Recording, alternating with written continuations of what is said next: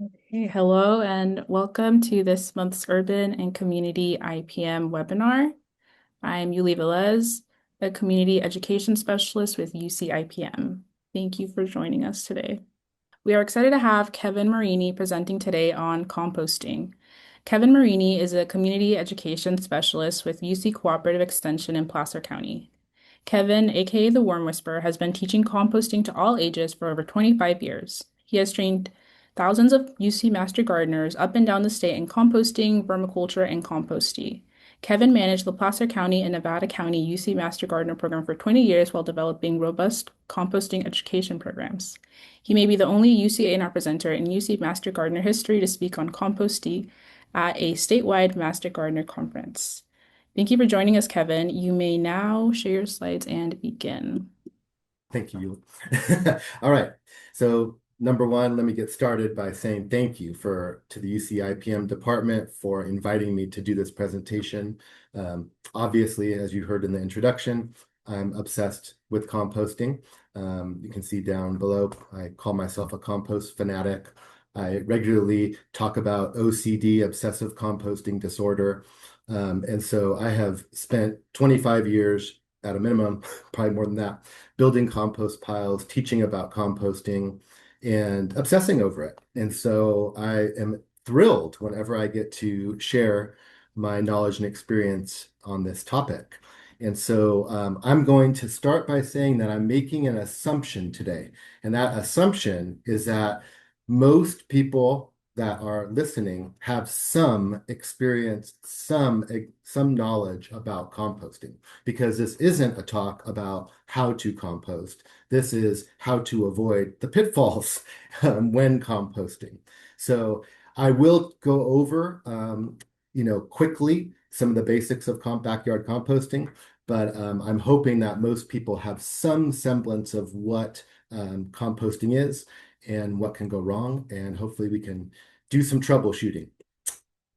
Okay, so let's get started. I'm going to the first slide here and make sure this works. And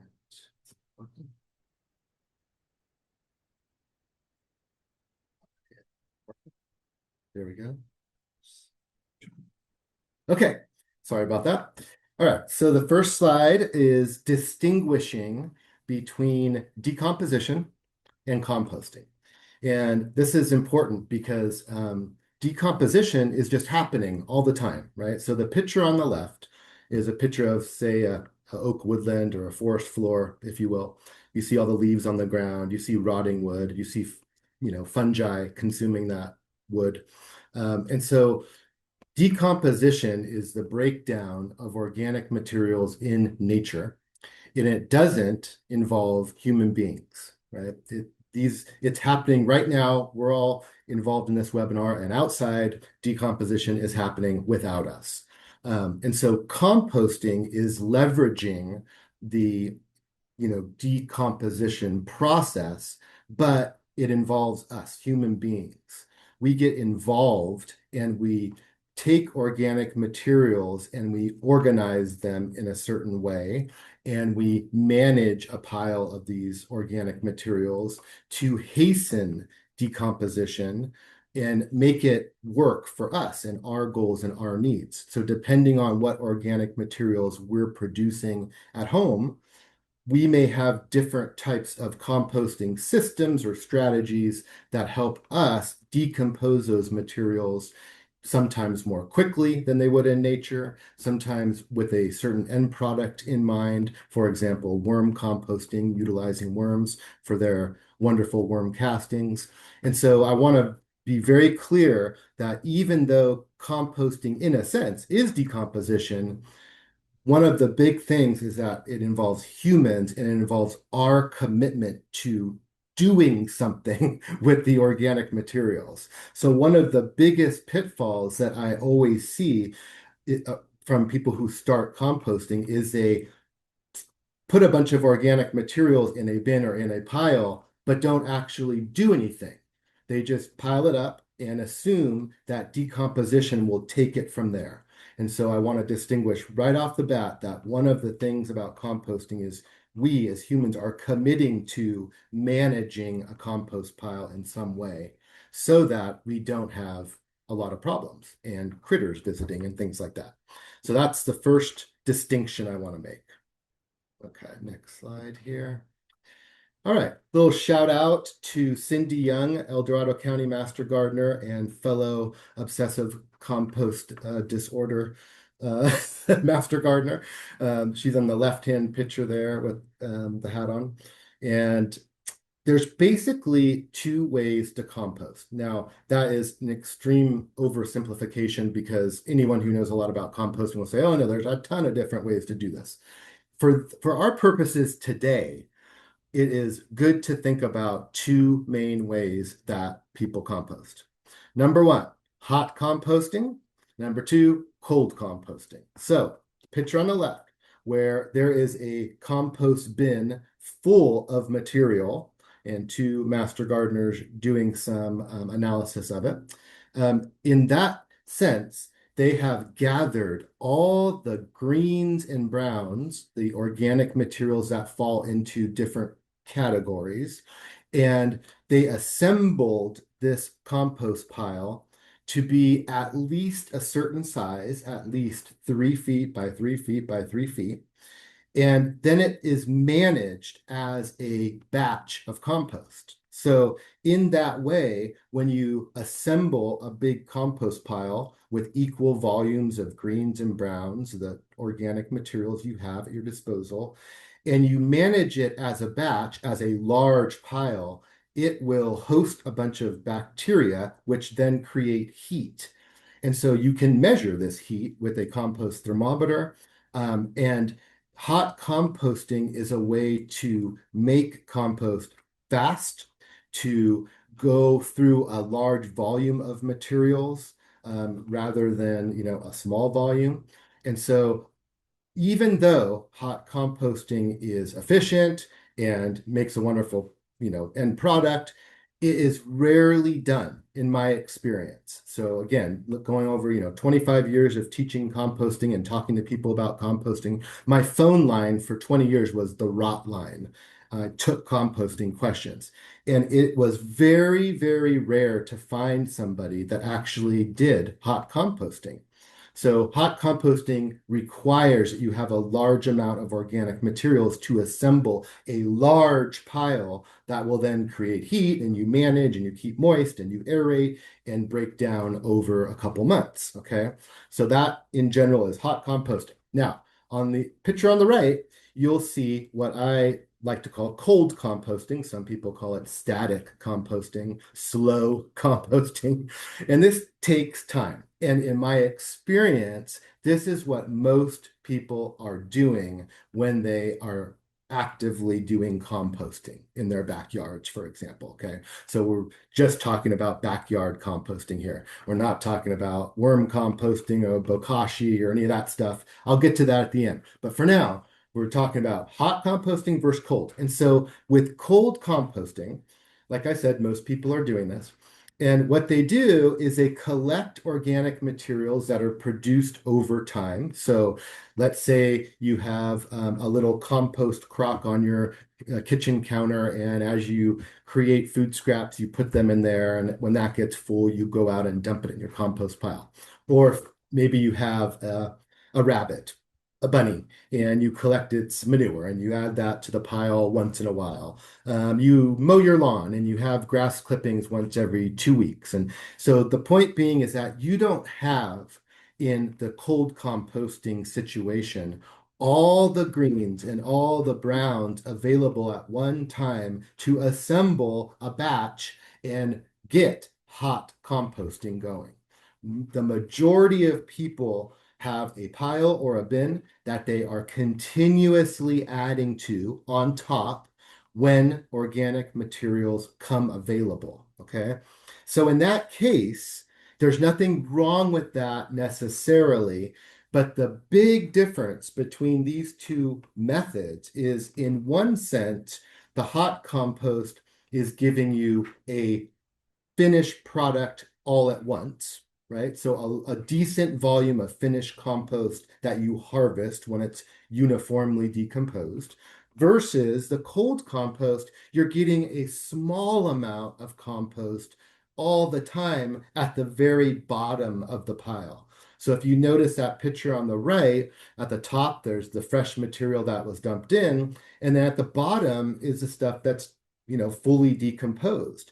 And so every week or so, you may, go to the bottom of your pile and get your little trowel and get out your trowel's worth of compost for that, week or 2 week period. So it's not that it doesn't create compost, it's just that it's slow and you don't get a large amount at any one time. Okay.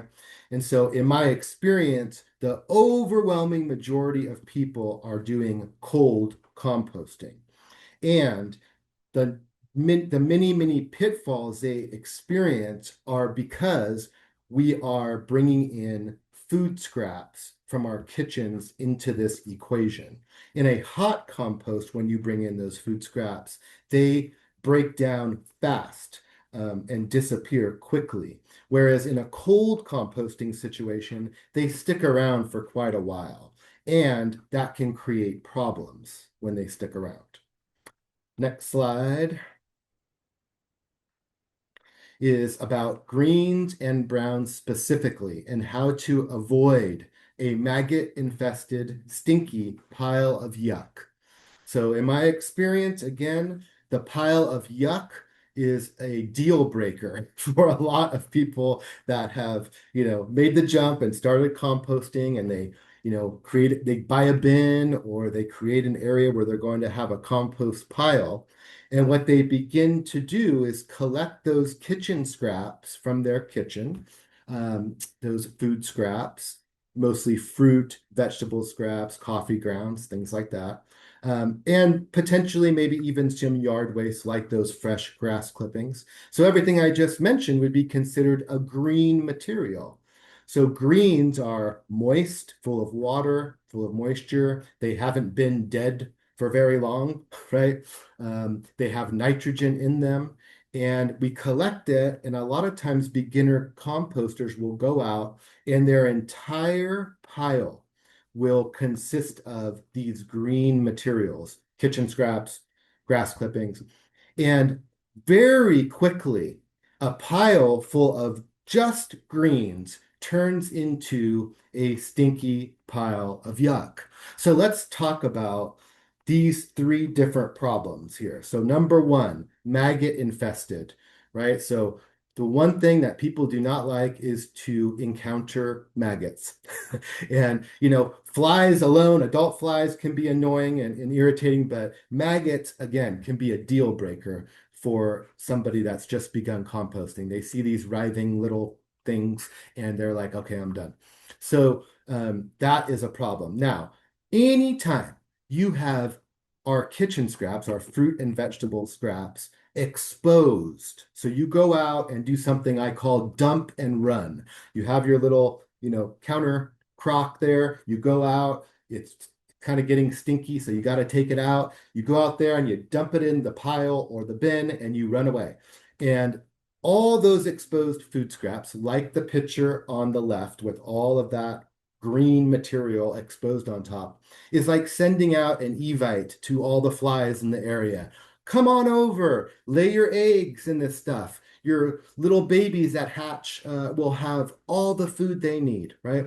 So if you absolutely want to avoid a lot of flies and maggots, you can never leave fruit and vegetable scraps and coffee grounds and even things like manure, for example, which is a green, right? Animal manures. You can't leave them exposed. So just simply covering those materials with newspaper or ideally brown material. So what I always tell people is, regardless if you're doing a hot or cold compost, you're always going to add equal volumes of greens and browns. So when you go out and dump that compost crock, which has a decent amount of greens, you are going to immediately add the equal volume of browns to cover that up and to keep greens and browns equal as the pile builds. So you actually may need to have a little stash of browns on hand if most of what you're producing is in the green category. What are browns? Browns are dried out material, dried out leaves, straw, right? Cardboard, newspaper fall into that category.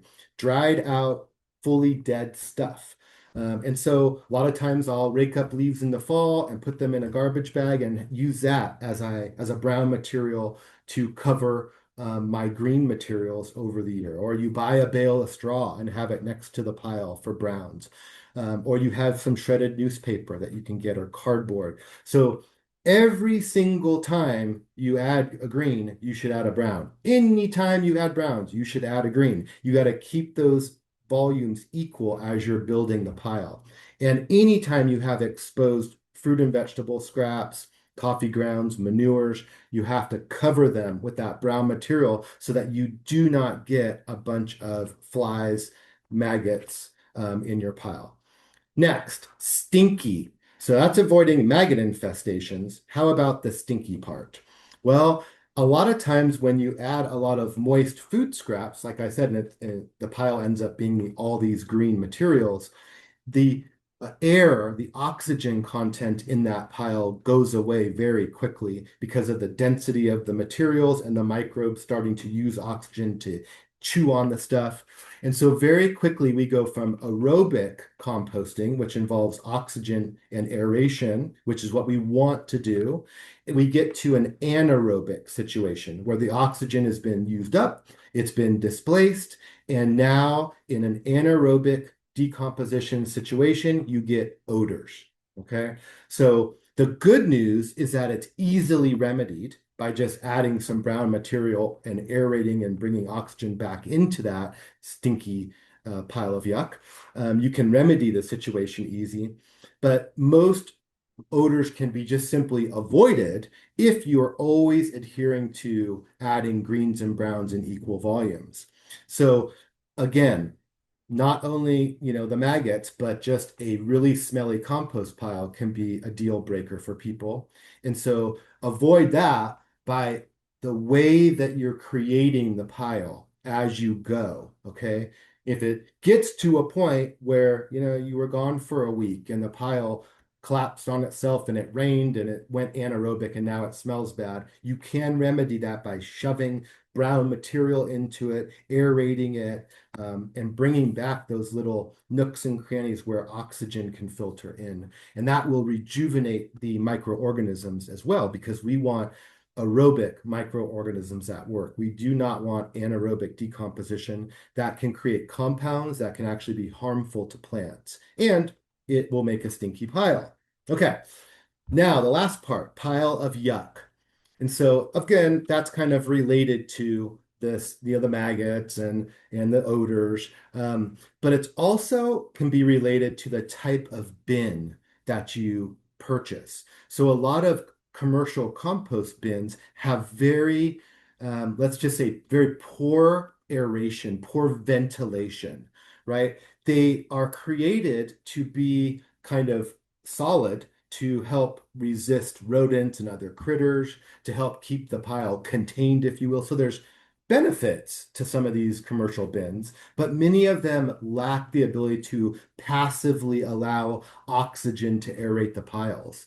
And so if you're not committed to making sure that that pile gets turned, right? Or somehow you bring oxygen in. Some people will use an auger that attaches to a drill and literally drill their compost piles to create channels where oxygen can get in. You can very quickly, again, go from aerobic to anaerobic and get this very, strong odor and kind of gross pile, to be honest. And so right off the bat, we're talking about your greens and browns and making sure that you are bringing both of those materials into your composting endeavor from the very beginning, every time you go out there. An overabundance of one or the other can cause problems. Okay, next slide. So why moisture matters. Um, so a dried out compost pile, like if you just get a bunch of organic materials together in a pile and you let it all dry out, it's no longer a compost pile. Okay. I call it at that point a brush pile, right? And so in that case, you can create a situation where you can get, for example, some spontaneous combustion. So on the right-hand side, you'll see a picture of a compost pile with a flame coming out of it. Now, this is very rare, so don't worry too much about this. But one of the ways a pile can spontaneously combust is when it's not moist anymore and all the material is bone dry, right? Now there's a little heat heart in there that still might be cooking, still might be going, and all the stuff on the outside dries out, and that's what can lead to potential combustion. This is not something that happens often, not something to lose sleep at night about, but the point is that moisture matters to keep everything constantly decomposing and to keep the organisms alive and active. Okay. Now, on the left-hand side, you'll see a picture of ants. Ants like dried out compost piles. They do not like moist compost piles. They really don't even, you know, infiltrate a hot, wet compost pile. But if you assemble a compost pile and let it dry out, ants would love to build their nest in there. Okay, so if you have ant issues out in your compost pile, it is very likely there are severe dry pockets. If you're trying to keep it moist and it's not working, sometimes you have to pull apart the pile a little bit and moisten within the pile a little bit and then kind of push it back together. Sometimes water will take the path of least resistance when you try and moisten halfway dried stuff. And so you'll have a hose out there wetting the material down and you'll see it just coming out of a corner somewhere, right? So it's not actually adequately moistening the whole pile. That creates these dry pockets, and then you can get ant nests and other types of critters that infiltrate and make your compost pile their home. Okay. Now, ants by themselves, probably aren't that big of a deal to have in your compost pile, except for the fact that they can be irritating, annoying if you're out there and they start crawling all over you. But it's more so a sign to you that it's too dry. And if you really want to get this going, you have to monitor that moisture and get it more moist. Now, on the bottom left, you'll see it's a very difficult picture to make out, but there is a snake. Um, a, you can see the head there poking out. And so in my area in the foothills and in many areas in California, putting a bunch of organic materials in a pile and letting it dry out creates a home for critters we definitely do not want around our home. For example, like rattlesnakes, right? Now, rattlesnakes have their part in our ecology. I'm not saying there shouldn't be rattlesnakes. I'm saying we don't probably want them in a place that we visit quite often, in our own yards, right? And so, again, if you let a compost pile just become a brush pile, things will move in and make it their home. Okay. Finally, on the bottom right, you'll see a picture of a rodent. Okay. Lots of different rodents will, explore compost piles, from mice to rats to voles. Okay. And so these different types of rodents, many times are strictly after, the food element in those piles. But again, a brush pile completely dried out could also be a home for these critters as well. So moisture matters. And if you're doing a hot compost pile, you are moistening the materials as you go because you're building this up to be a batch, to be managed as such. If you're adding things as they become available, usually a lot of fruit and vegetable scraps have a ton of moisture in them. And as they decompose, release some of that moisture. And so many times, if you're adding a lot of food scraps in your compost pile, you're getting adequate moisture simply from that material. But remember, you're also adding brown material at the same time. And therefore, you still need to monitor the moisture and make sure those brown materials are soaking up some of that moisture and able to host organisms to break them down as well. It can be really difficult sometimes to wet down really dried out brown material because it kind of becomes hydrophobic and the water beads up and runs off. And so, as much as you can break up those browns, those dried leaves, that straw, newspaper, cardboard, ripping it up, chopping it up, the better it will re-moisten and take moisture from those excessive wet green materials as well.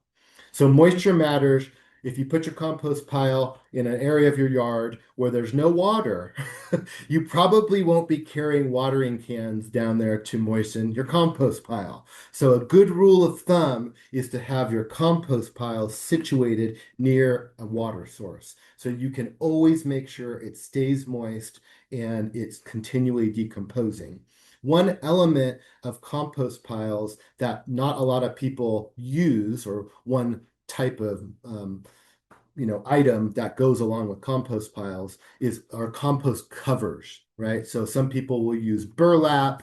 They have these silage tarps that allow gas exchange. You rarely would want to use a cover over a compost pile that didn't allow gas exchange. But if we knew that we had 10 straight days of, rain coming, during the winter, then putting a tarp over your pile to shed that rain may be a really good thing to keep it from getting overly saturated and going anaerobic.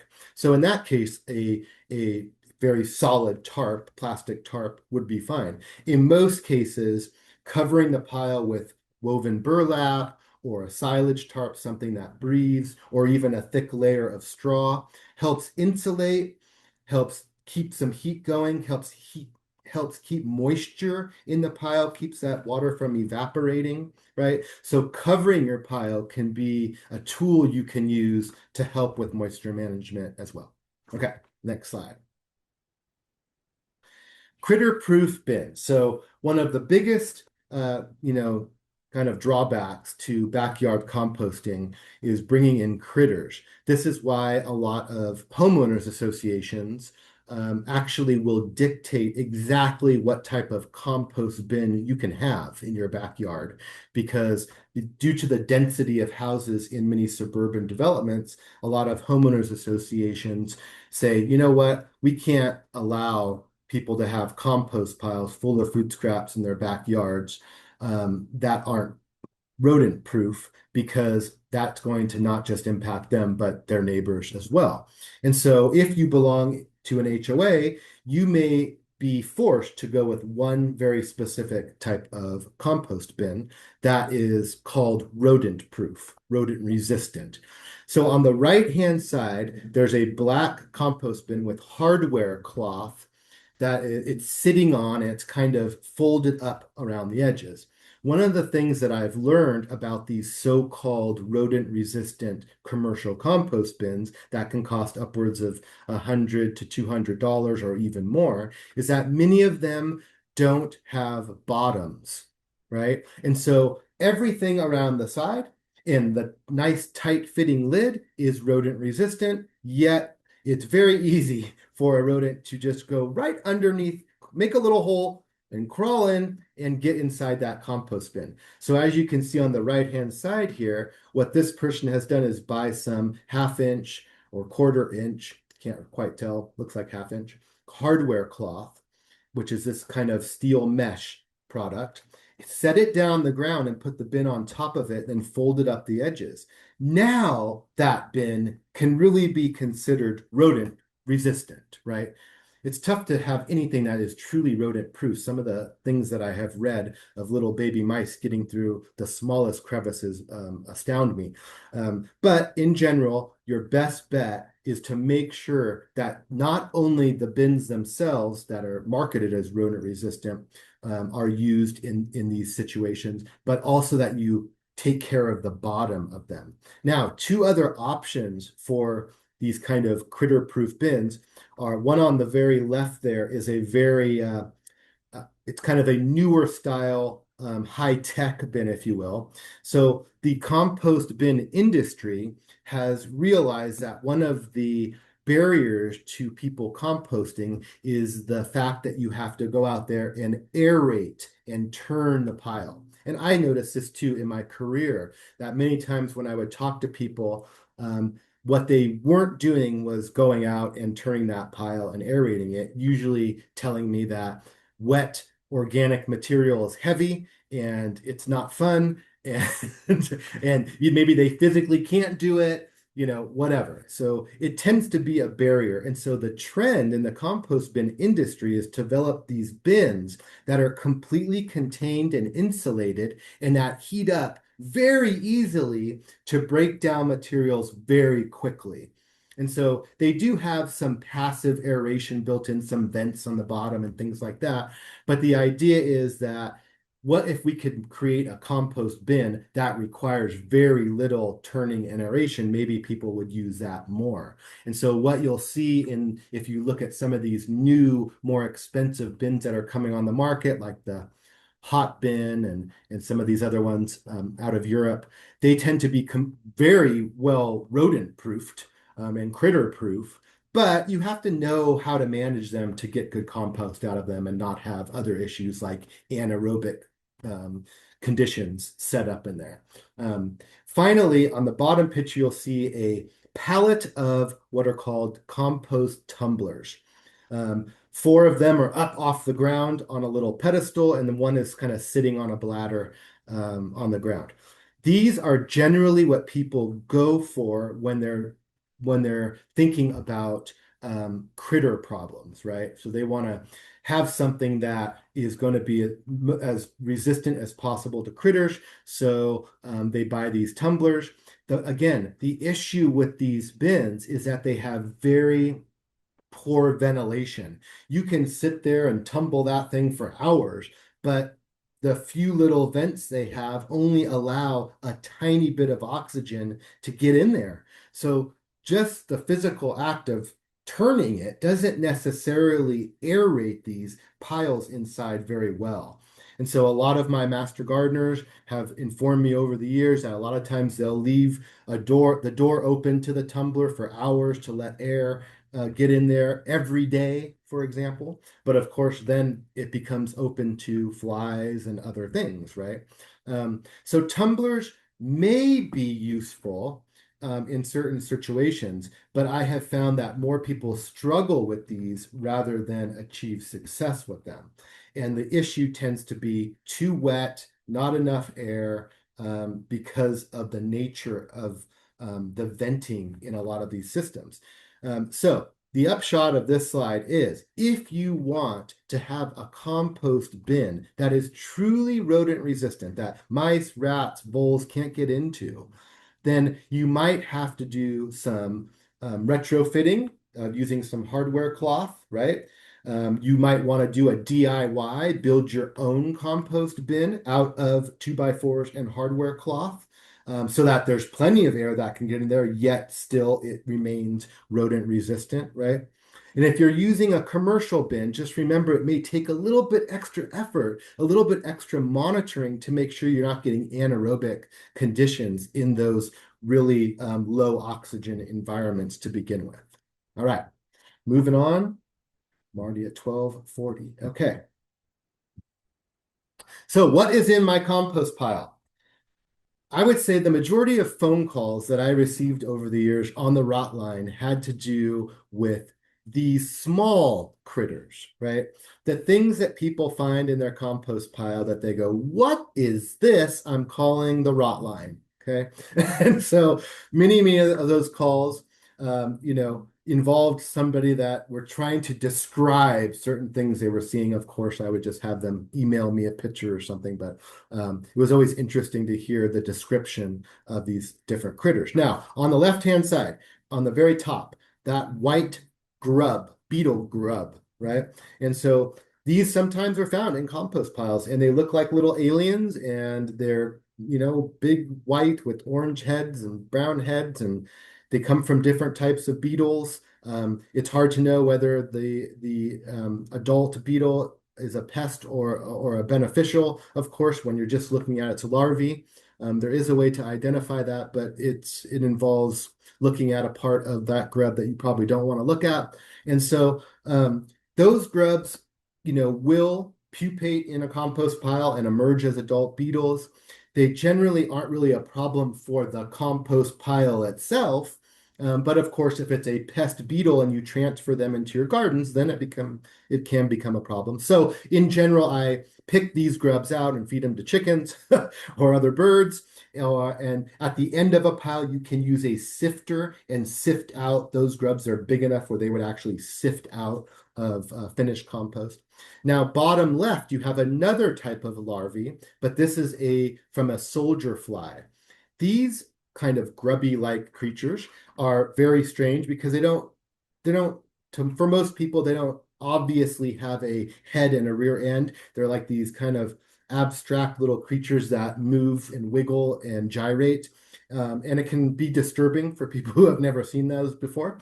And so those soldier fly larvae are decomposers. Again, not really a problem for the compost pile itself, but in general, you don't want a bunch of flies using your compost pile as a breeding territory.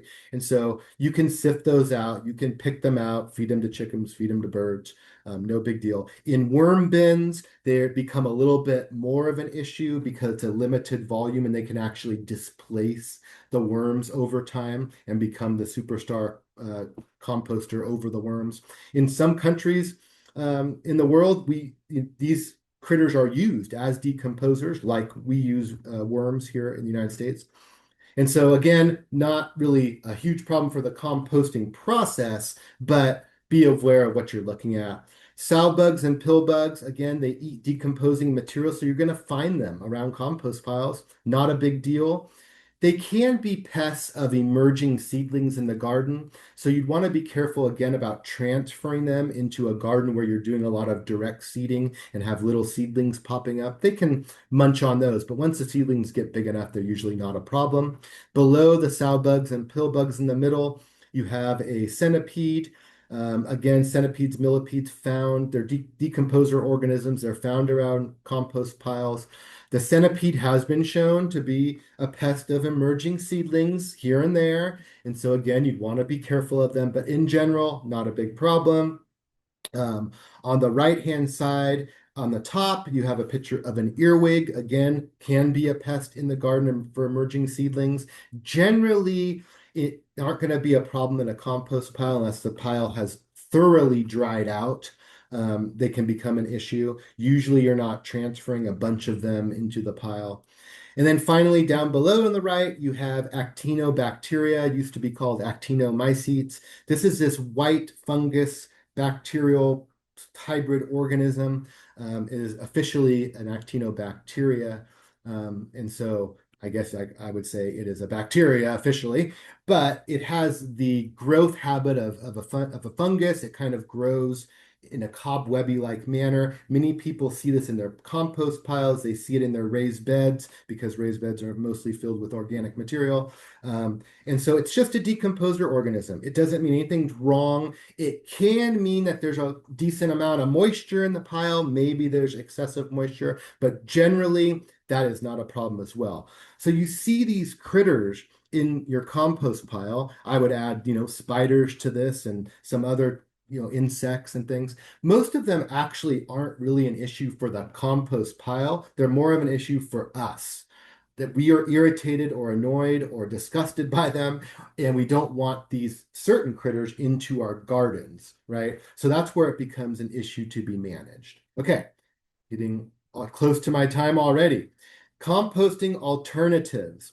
So beyond backyard composting, if you've had trouble with critters, with stinky piles, with compost piles that just don't seem to actually decompose as fast as you want to, maybe what you can do is use your backyard compost piles strictly for yard waste. So for example, if I've given some compost talks up in Tahoe, Lake Tahoe area, and bears are obviously a big issue. People say we can't have compost piles because we have bears. Well, if you don't put food scraps in your compost pile and you just use yard waste, you don't have all these issues with critters unless you let the pile dry out and it becomes a home for a critter. But in general, if you're managing a pile of browns and greens and it's all yard waste, you really don't have a lot of critter pressure there, especially from bears. And so, what I recommend in those situations is to take your food scraps and deal with them separately than from your backyard compost pile. So your backyard compost pile becomes purely yard waste, and your food scraps go into a worm composting system, such as the worm bag system pictured on the left of the screen on a frame. I have two of those and I absolutely adore them. If you've ever listened to me give a talk on composting, you already know that because I talk about them constantly.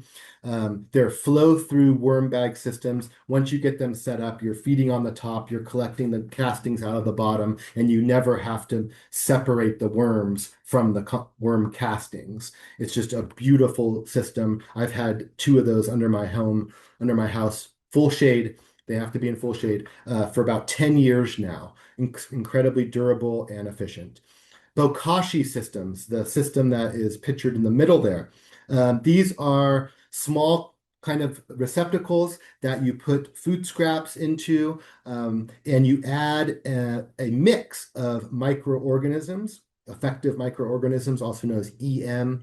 It's a little packet, and you sprinkle it in there, and these organisms basically chew up and eat up and consume all those materials.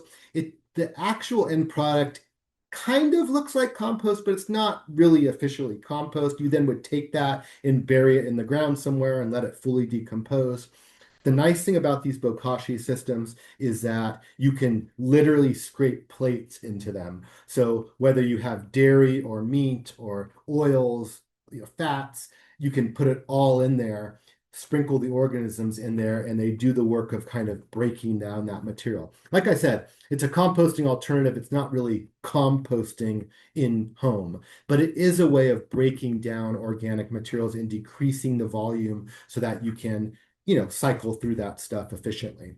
Finally, on the right, you'll see a picture of an electric composter. Again, these things do not produce real compost. They produce a compost-like product, but basically what they do is they heat up and desiccate and dehydrate the materials with that heat, and then simultaneously grind the materials. So you can put all this stuff in there. It's in your home, it's plugged into an outlet, and all these organic materials get broken down into a kind of dried out, dehydrated product that then can go in a compost pile, can be fed to worms, can be buried out in the yard around plants, right? So both the bokashi and the electric composters don't officially produce compost, but they produce a product that is a broken down version of the organic materials that you fed into the system. Okay. So we've talked about critters, we've talked about odors, we've talked about why using greens and browns together in backyard piles is so important. It's a crucial element. Your pile should never just be all greens and never just be all browns unless you really know what you're doing. Okay. And then we finished up here with some different alternatives. And so I'm leaving some time at the end here for your questions. I know that was quick and fast, but hopefully you learned some good things to avoid pitfalls in your garden, in your compost pile. Thank you. Thank you, Kevin, for that wonderful presentation and sharing with us all about the pitfalls to avoid when composting.